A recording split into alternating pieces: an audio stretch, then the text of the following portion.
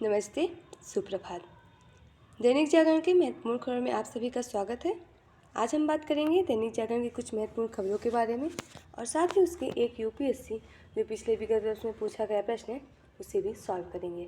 याद रखिएगा, ये दैनिक जागरण का राष्ट्रीय संस्करण है जिसमें आप लोग को केवल महत्वपूर्ण खबरें ही प्रदान की जाएंगी। और वो महत्वपूर्ण खबरें अगर आप लोग किसी कम्पिटिटिव एग्जाम की या अन्य प्रतियोगी परीक्षाओं की तैयारी करते हैं तो आप लोग के लिए उसमें से काफ़ी जानकारी मिल सकती है।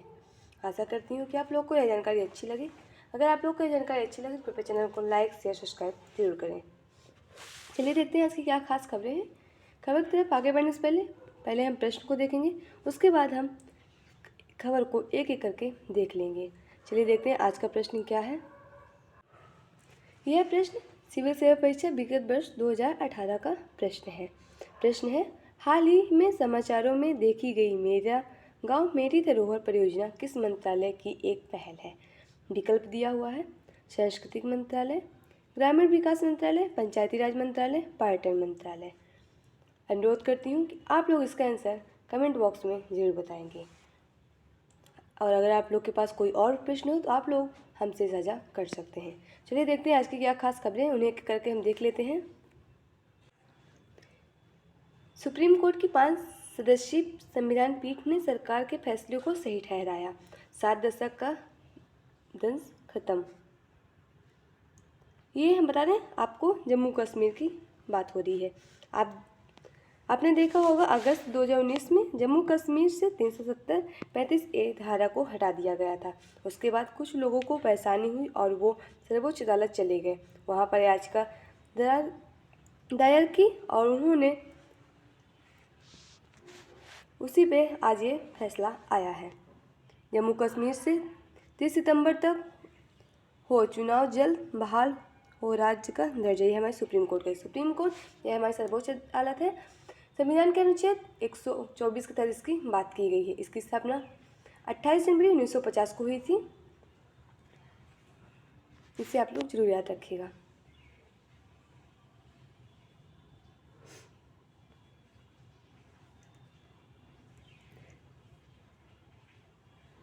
सुप्रीम कोर्ट की 5 सदस्यीय संविधान पीठ ने 16 दिन चली सुनवाई पूरी होने पर 5 सितंबर के मामले में फैसला सुरक्षित रख लिया। सोमवार को यह ऐतिहासिक फैसला प्रधान न्यायाधीश DY Chandrachud, justice Sanjay Kishan Kaul, justice Sanjiv Khanna, justice BR Gavai और जस्टिस सूर्यकांत की पीठ ने सुनाया है। इस मामले में सुप्रीम कोर्ट के कुल 3 फैसले आए हैं, लेकिन ये सभी फैसले एक दूसरे से सहमति के हैं।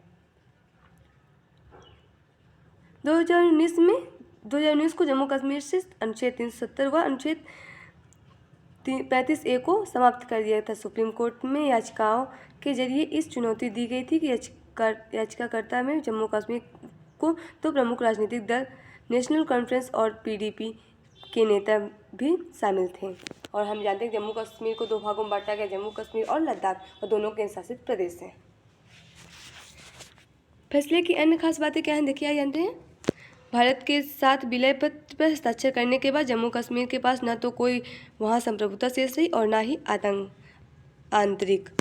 अनुच्छेद 370 की कोई भी व्याख्या यह नहीं कह सकती कि भारत के साथ जम्मू कश्मीर का एकीकरण अस्थायी है। जम्मू कश्मीर में मानवाधिकारों के उल्लंघनों की जांच के लिए एक निष्पक्ष, सत्य एवं सुलह आयोग स्थापित करने का सिफारिश। संवैधानिक संरचना में केंद्र को अधिक प्रभावी शक्तियाँ हासिल, जिसमें केंद्र शासित प्रदेशों का गठन शामिल है। ये देखिए यहाँ पास दिया हुआ है, कोर्ट ने इन सवालों पर किया था विचार। क्या अनुच्छेद 370 का प्राविधान अस्थायी प्रकृति का था या फिर उससे संविधान में स्थायी दर्जा प्राप्त हो गया। फिर दूसरा है कि क्या अनुच्छेद 370(1)(d) की शक्ति का इस्तेमाल करते हुए अनुच्छेद 367 में संशोधन कर राज्य की संविधान सभा की जगह विधानसभा करना संविधान सम्मत है। क्या अनुच्छेद 370 की शक्ति का इस्तेमाल करते हुए भारत का संपूर्ण संविधान जम्मू कश्मीर में लागू किया जा सकता है। क्या जम्मू कश्मीर की संविधान सभा की संतुष्टि के बगैर राष्ट्रपति का अनुच्छेद 370 को समाप्त करना संविधान सम्मत है। क्या जम्मू कश्मीर में 20 जून 2018 को राज्यपाल शासन घोषित करना और उसके बाद जम्मू कश्मीर विधानसभा को भंग करना संविधान सम्मत है?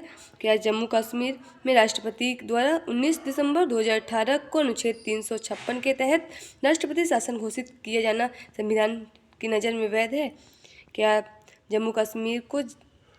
जम्मू कश्मीर पुनर्गठन कानून 2019 के जरिए केंद्र शासित प्रदेश जम्मू कश्मीर और लद्दाख में विभाजित किया जाना वैध है? क्या जम्मू कश्मीर 356 के तहत राष्ट्रपति शासन लागू होने के दौरान जब विधानसभा या तो भंग हो या निलंबित हो तो जम्मू कश्मीर का राज्य का दर्जा केंद्र शासित के तब्दील किया जा सकता है? इस तरह के प्रश्न पूछे गए थे और कुल 776 पृष्ठ के 3 फैसले सुनाए गए हैं।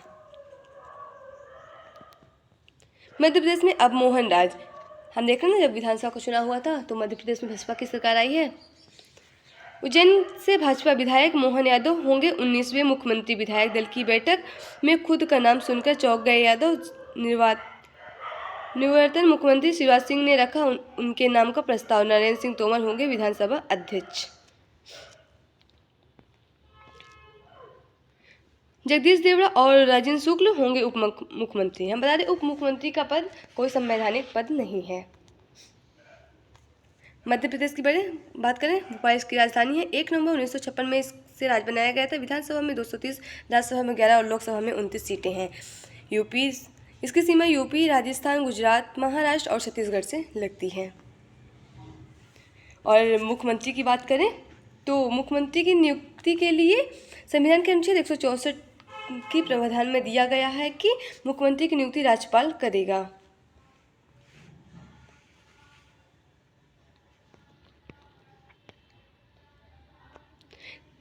कॉरिडोर आधारित उपाय बचा सकते हैं 40,000 जिंदगियां। सेव लाइफ फाउंडेशन और विश्व बैंक ने जारी की सड़क सुरक्षा पर रिपोर्ट। 11 नवाचारों के जरिए दिखाया गया सुधार का रोडमैप। गडकरी बोले रिपोर्ट का किया जाएगा व्यापक विश्लेषण।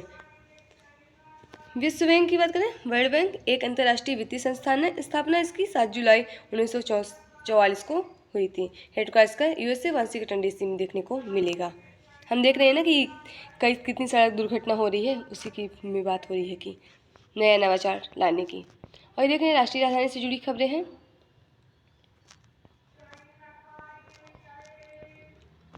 लंबी छलांग लगाने जा रहा है देश, यही समय है सही समय। ये हमारे प्रधानमंत्री नरेंद्र मोदी कह रहे हैं। प्रधानमंत्री ने किया विकसित भारत @ 2047 युवाओं की आवाज़ का शुभारंभ। युवाओं को दिया संदेश, युवा शक्ति परिवर्तन की वाहक भी है और लाभार्थी भी है।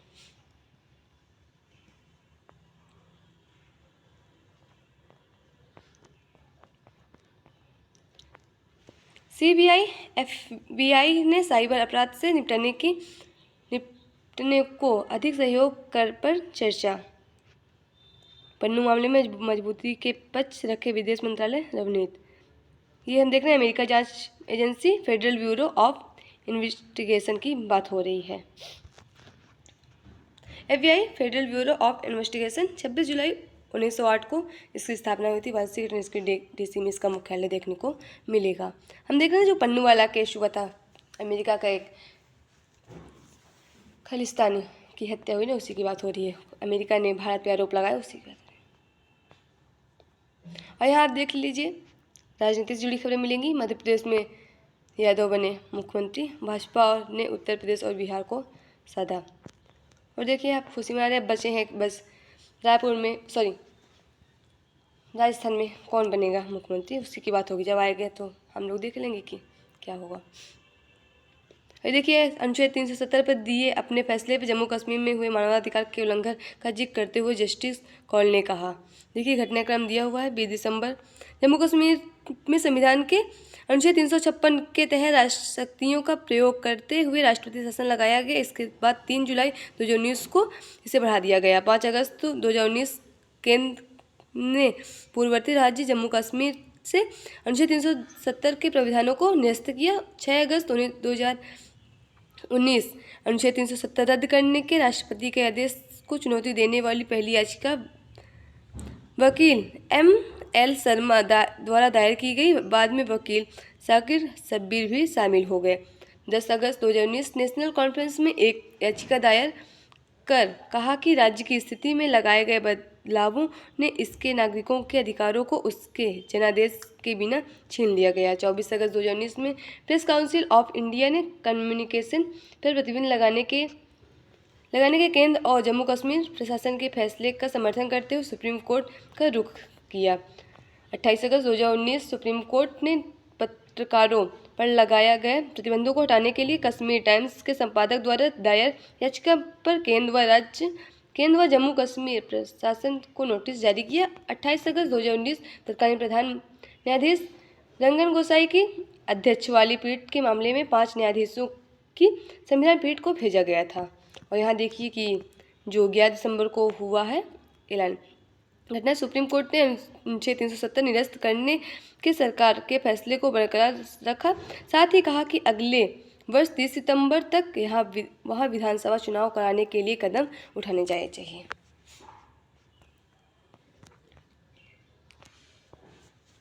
पाक अधिकृत कश्मीर हमारा यह गृह मंत्री अमित शाह कह रहे हैं। ओबीसी आरक्षण व विश्व में विस्थापित में से 3 सदस्य नामित करने के विधेयक पर मुहर लगाई गई। आप लोग के दिमाग में यह प्रश्न जरूर आ रहा होगा कि हमेशा सुप्रीम कोर्ट की जो 5 सदस्यीय संविधान पीठ बैठाई जाती है उसमें 5 ही संख्या क्यों होती, 4 क्यों नहीं होती, 6 क्यों नहीं होती। तो आप लोग को बता दें कि अगर संख्या सम रहेगी तो अगर मान लीजिए 6 संख्या, 3 इधर 3 पक्ष इधर 3 लोग इधर पक्ष में चुनाव का वोट करेंगे, 3 इधर करेंगे, तो कोई इसका हल निकल के सामने नहीं आएगा। तो इससे अच्छा है कि 5 बैठाएंगे विषम पे, तो अगर 2 लोग पक्ष में तो 3 लोग विपक्ष में, अगर 3 लोग पक्ष में है तो 2 लोग विपक्ष में रहेंगे। तो इस तरह फैसला जल्दी आ सकता है।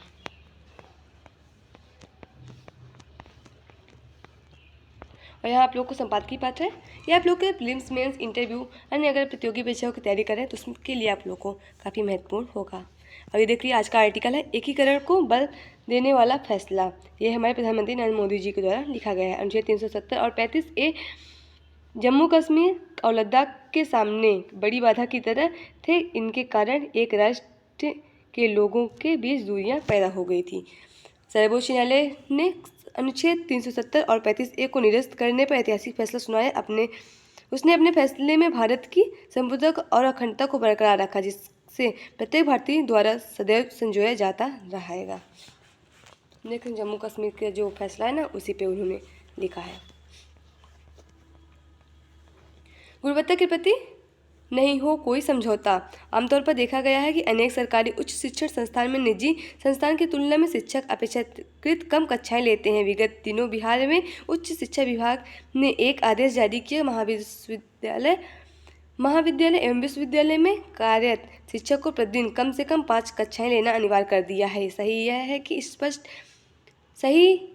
यह भी स्पष्ट कर दिया है कि जो शिक्षक इस आदेश का पालन नहीं करेंगे उनके विरुद्ध अनुशासनात्मक कार्रवाई की जाएगी। ऐसे में इससे संबंधित सभी तथ्यों का समग्र मूल्यांकन किया जाना चाहिए। अच्छी बात है, बहुत सारे शिक्षक लापरवाही करते हैं।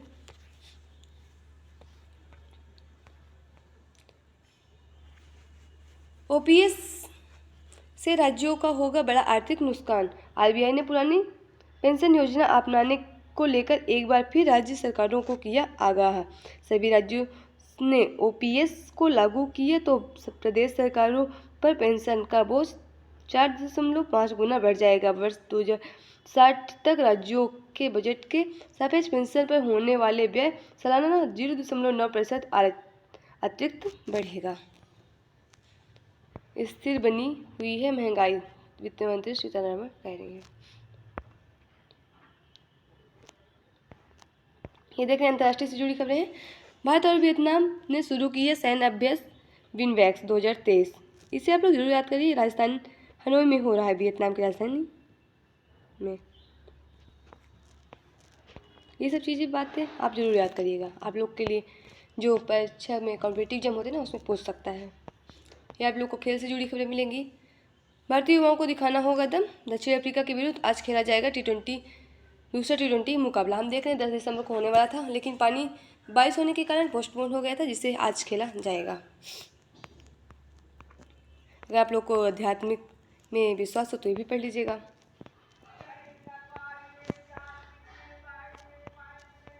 यहाँ आप लोग को परीक्षा के पॉइंट से जुड़ी कुछ खबरें मिल जाएंगी, पढ़ लीजिएगा। कलकत्ता की जगह दिल्ली को राजधानी बनाने का ऐलान हुआ। 1911 में आज ही के दिन ब्रिटेन के राजा जॉर्ज पंचम ने भारत की राजधानी को कलकत्ता, यानी अब कोलकाता है, से दिल्ली स्थानांतरित करने की घोषणा की थी। बंगाल में बंगभंग आंदोलन को देखते हुए यह निर्णय लिया गया था। 13 फरवरी 1931 को दिल्ली का राजधानी के रूप में उद्घाटन किया था। दुर्गंध होने पर तुरंत मैसेज देगा डस्टबिन। नई टेक्नोलॉजी आई है ना, IIT भिलाई के शोधकर्ताओं ने बनाई सेंसर युक्त स्मार्ट कचरा पेटी। सेंटा क्लॉज की वेशभूषा में स्कीइंग। आप लोग को मूवीज़ जुड़ी खबरें मिल जाएगी। अगर आप लोग को इंटरेस्ट हो तो ये भी पढ़ लीजिएगा, ना हो तो कोई बात ही नहीं। तो आज की खबरें यही समाप्त होती हैं। आशा करती हूँ कि आप लोग को यह खबर अच्छी लगी होगी। अगर आप लोग को यह खबर अच्छी लगी तो कृपया आप चैनल को लाइक शेयर सब्सक्राइब जरूर करें। अगर आप लोग के पास कोई सुझाव है तो भी आप हमसे साझा कर सकते हैं। चलिए प्रश्न की ओर देखते हैं कि आज का प्रश्न क्या था।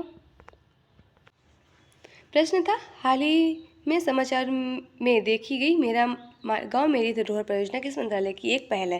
तो इसका जवाब होगा सांस्कृतिक मंत्रालय। आइए इसका विश्लेषण देख लेते हैं। हाल ही में भारत सरकार ने मेरा गांव मेरी धरोहर कार्यक्रम के तहत सभी गांवों का मानचित्रण और दस्तावेजीकरण करने का निर्णय लिया है। बता दें कि मेरा गांव मेरी धरोहर सांस्कृतिक मंत्रालय की एक पहल है। यह कार्यक्रम राष्ट्रीय सांस्कृतिक मानचित्रण के तहत इंदिरा गांधी राष्ट्रीय कला केंद्र के समन्वय से संचालित किया जाता है।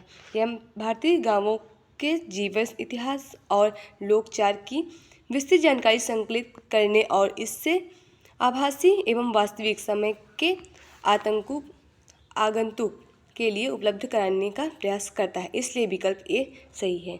तो आज की खबरें समाप्त होती हैं। धन्यवाद।